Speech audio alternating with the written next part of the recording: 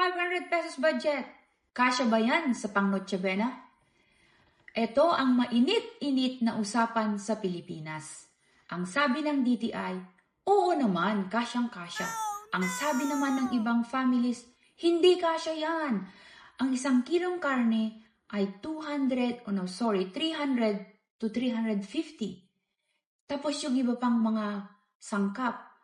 Dahil yan ay masyadong maintriga ngayon, syempre kailangan natin i-research. So ang sabi dito, tutulungan na tayo kung wala pa nga kayong budget at 500 lang. Ito ay isang tip. Sabi ng TTI kasyang-kasya. Well, syempre nag-research ang mga yun bago sila magsalita. Right? So titignan natin kung saan mararating ang 500 pesos.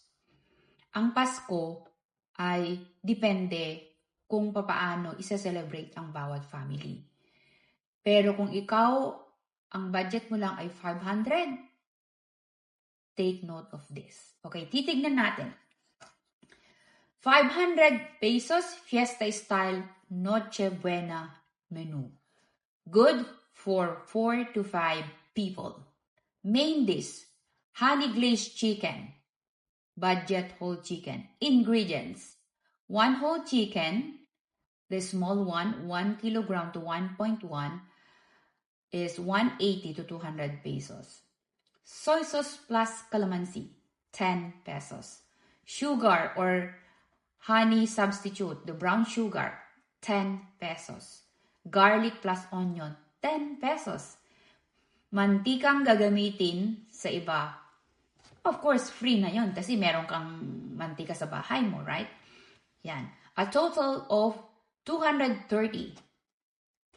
Looks fancy kahit budget, right? So, yun yung main dish mo. Side dish, spaghetti or simplified party style. Ingredients, spaghetti, pasta, 60 pesos.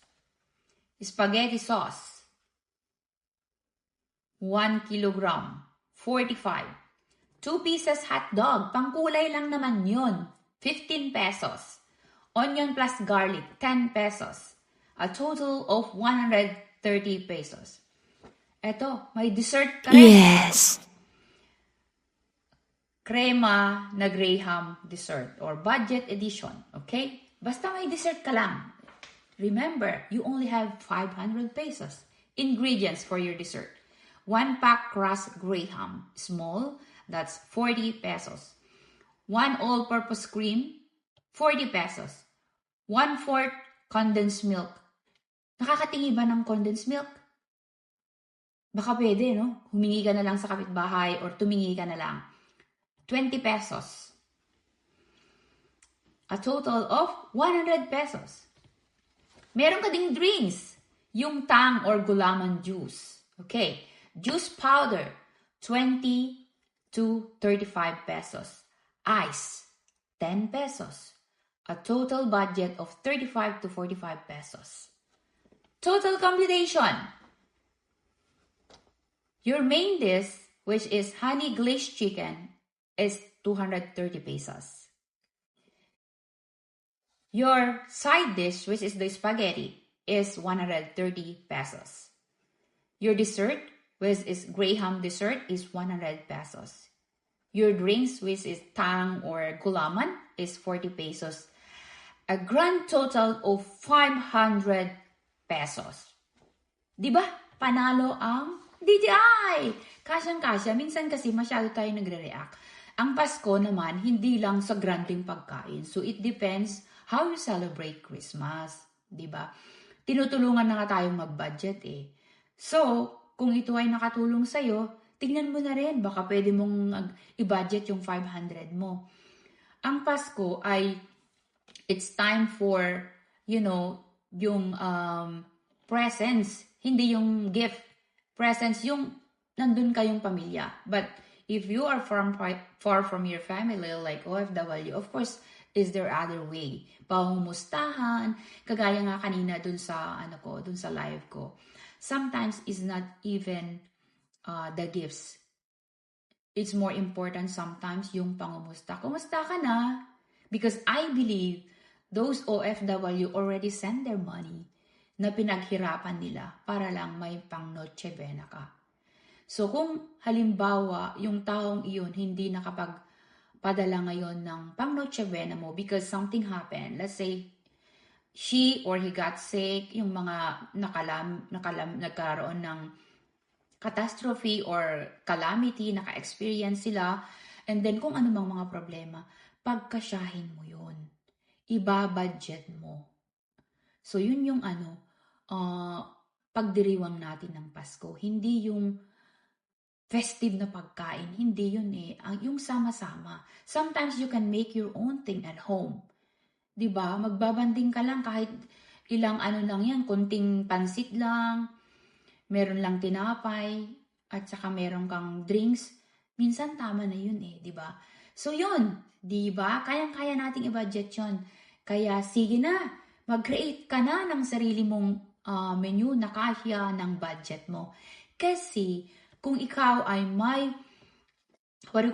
balak next year to start your own business, is meron kang paglalaanan.